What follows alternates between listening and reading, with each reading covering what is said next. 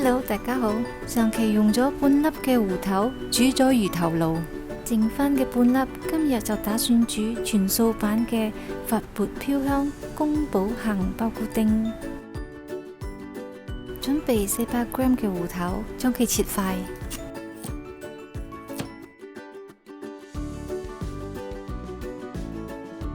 然後放入蒸爐蒸15分鐘。蒸緊嘅同時，我哋而家就去準備其他材料。燉粉嘅重量將會係芋頭重量嘅15%，所以呢度我哋需要60g 燉粉。慢慢放入滾水，猜到佢變成一粒波。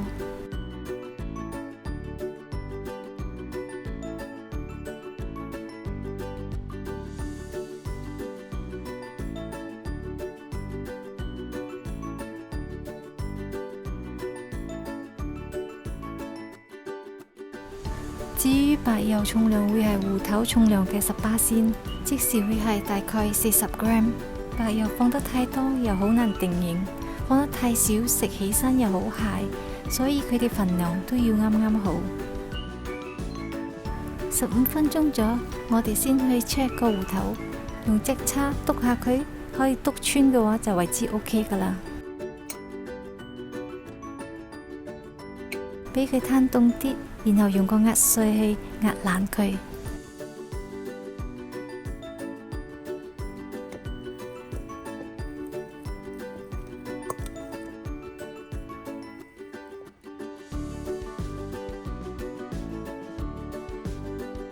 壓爛之後就落1/4茶匙五香粉同埋鹽，半湯匙糖同埋芝麻油。再落燉粉，猜下佢。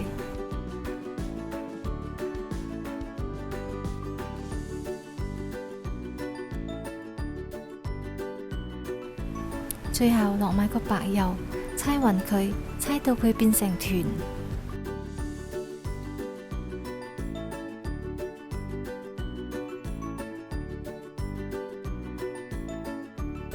撒一層燉粉喺台面。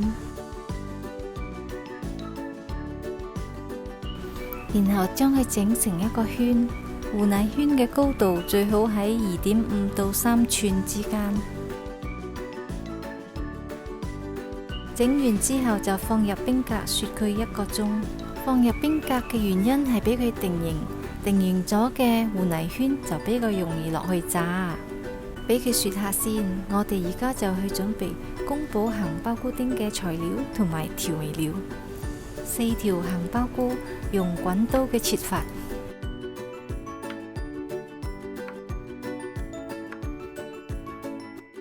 切完之後撒半茶匙鹽，適量嘅胡椒粉同埋五香粉，1湯匙生抽，再落埋少少生粉，撈下佢，醃佢15分鐘。1條黃瓜同埋1條紅蘿蔔，分別將佢切成粒狀。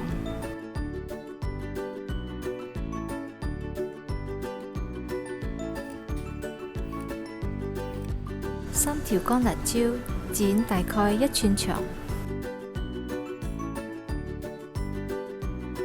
準備8片薑片，準備半茶匙青花椒同埋1茶匙紅花椒。大概30g 花生，仲有1捆粉絲備用。跟住我哋就調定啲汁，落1湯匙生抽，半湯匙老抽調下色，半湯匙素蠔油，半湯匙茄汁，1茶匙糖。1湯匙醋，2湯匙生粉水。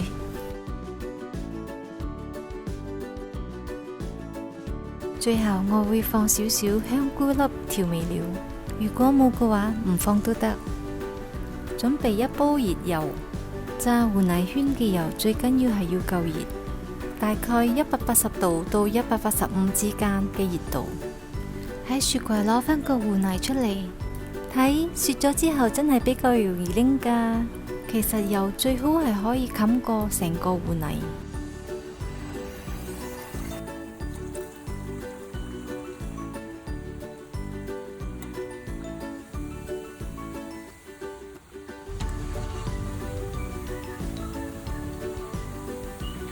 一次過炸到成個金黃色就可以漏氣。跟住我哋就炸粉絲。如果要粉絲炸得靚，都要用返同樣嘅油溫。睇下炸得幾靚。而家就到炸花生同埋杏鮑菇啦。啲油太熱嘅話，好容易炸燶。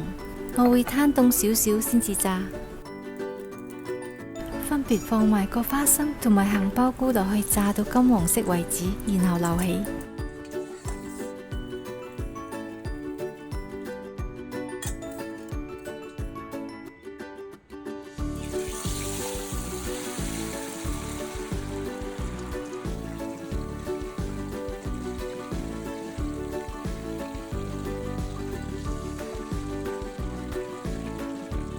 跟住放2湯匙嘅油，用中細火慢慢爆香花椒。爆香咗之後，我哋就撈起啲花椒，呢個就係所謂嘅花椒油啦。食嘅時候你會食到有花椒嘅香味。而家就轉中火落辣椒乾同埋薑片，炒到薑片微微嘅金黃色。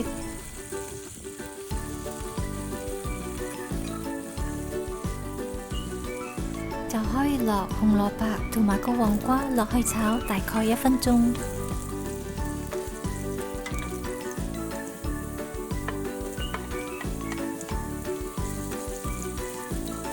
落埋頭先調好咗嘅調味料同埋炸好咗嘅杏鮑菇。